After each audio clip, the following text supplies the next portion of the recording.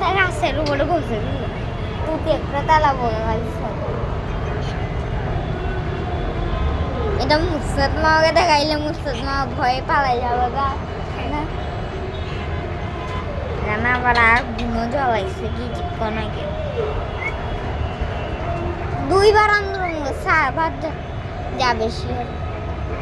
এখন বাবু মাদুস বিগ দিকে ঢুকে না ক্রিকেট ব্যাট নিয়ে ছুটকা আমার বানি একটা